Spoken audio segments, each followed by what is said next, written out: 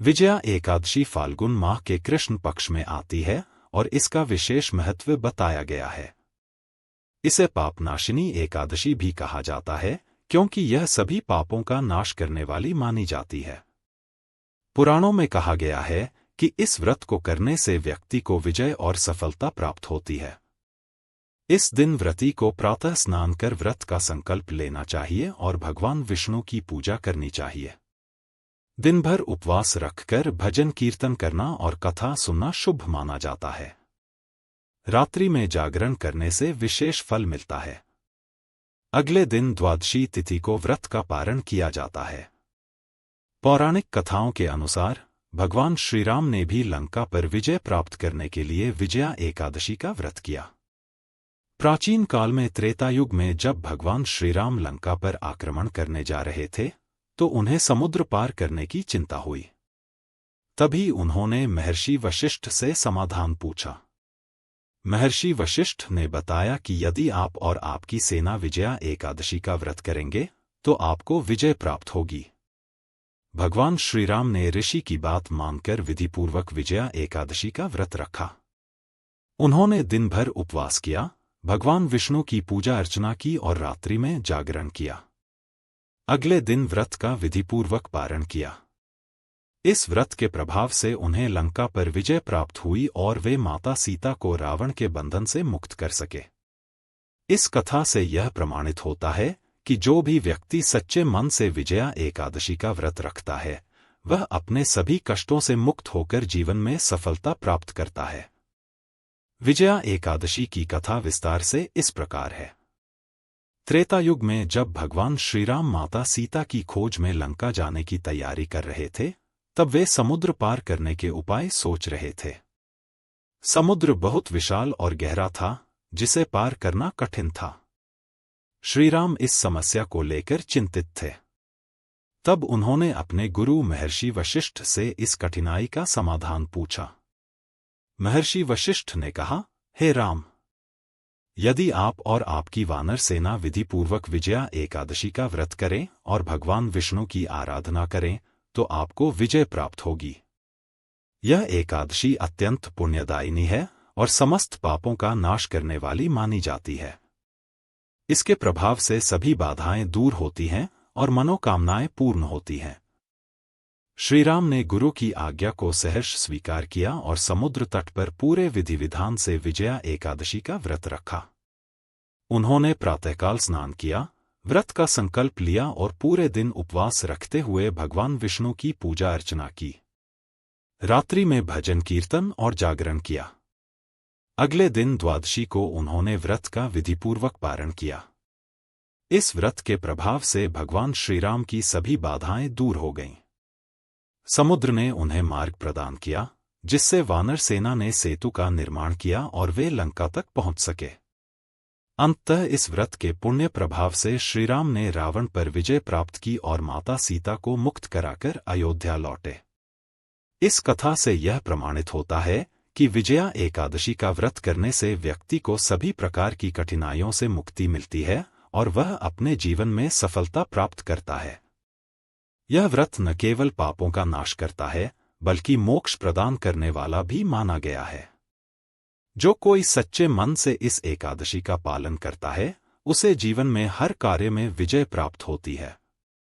विजया एकादशी व्रत की महिमा कई पुराणों में वर्णित है और इसे करने से जीवन के सभी कष्ट समाप्त हो जाते हैं।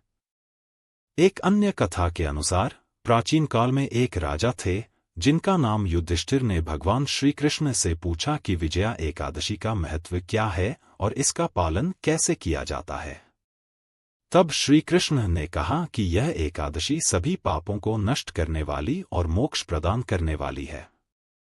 उन्होंने एक ब्राह्मण की कथा सुनाई जो जीवन में कई पाप कर चुका था और अंत में नरक जाने वाला था, लेकिन संयोग से उसने विजया एकादशी का व्रत किया जिससे उसके सारे पाप समाप्त हो गए और उसे स्वर्ग की प्राप्ति हुई।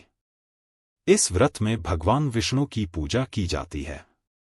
व्रत रखने वाले को सुबह जल्दी उठकर स्नान करना चाहिए और व्रत का संकल्प लेना चाहिए। पूरे दिन निर्जल या फलाहार रहकर भगवान विष्णु के मंत्रों का जाप करना चाहिए। रात्रि में जागरण और भजन कीर्तन करने से विशेष पुण्य मिलता है। अगले दिन ब्राह्मणों को भोजन करवाकर और दान दक्षिणा देकर व्रत का पारण किया जाता है। जो भी श्रद्धा और भक्ति से इस व्रत को करता है, उसे जीवन में विजय, सुख, समृद्धि और मोक्ष की प्राप्ति होती है। विजया एकादशी का उल्लेख स्कंद पुराण, पद्म पुराण और अन्य धर्म ग्रंथों में मिलता है, जिसमें इसे सभी कष्टों का नाश करने वाली और विशेष रूप से विजय दिलाने वाली एकादशी बताया गया है। यह व्रत केवल पापों से मुक्ति ही नहीं, बल्कि सांसारिक जीवन में सफलता प्राप्त करने के लिए भी किया जाता है। विजया एकादशी की एक अन्य कथा। प्राचीन काल में देवताओं और दानवों के बीच भीषण युद्ध हुआ। असुरों के राजा ने देवताओं को परास्त कर स्वर्ग पर अधिकार कर लिया। हारने के बाद देवता भगवान विष्णु के पास पहुंचे और उनसे सहायता मांगी। भगवान विष्णु ने उन्हें विजया एकादशी का व्रत करने का आदेश दिया। देवताओं ने विधिपूर्वक इस व्रत का पालन किया, जिससे वे पुनः शक्तिशाली हो गए और असुरों को पराजित कर स्वर्ग पर पुनः अधिकार प्राप्त कर लिया। इस प्रकार विजया एकादशी का व्रत करने से हर क्षेत्र में विजय प्राप्त होती है। व्रत की विधि। एक दिन पूर्व, दशमी तिथि को सात्विक भोजन करें और व्रत का संकल्प लें। एकादशी के दिन सुबह स्नान कर भगवान विष्णु का पूजन करें। फलाहार या निर्जल व्रत रखते हुए श्रीहरि के मंत्रों और भजन कीर्तन का जाप करें। रात भर जागरण करें और श्रीहरि के गुणगान करें। द्वादशी तिथि को ब्राह्मणों को भोजन कराकर व्रत का पारण करें।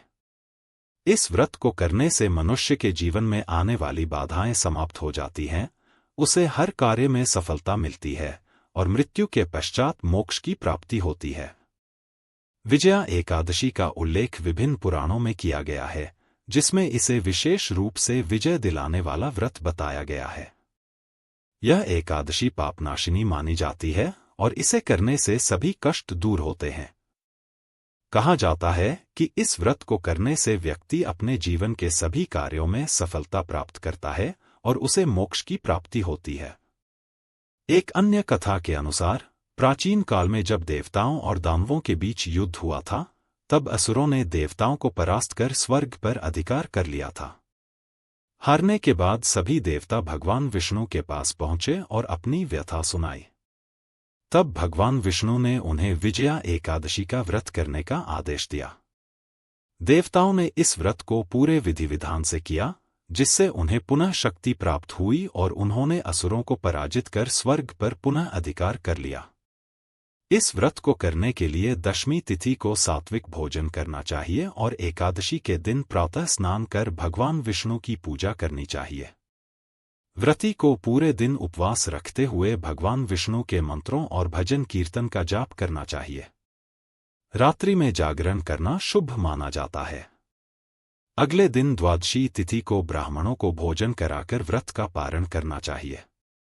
इस व्रत को करने से व्यक्ति के सभी पाप नष्ट हो जाते हैं, उसे हर क्षेत्र में सफलता प्राप्त होती है और मृत्यु के बाद मोक्ष की प्राप्ति होती है।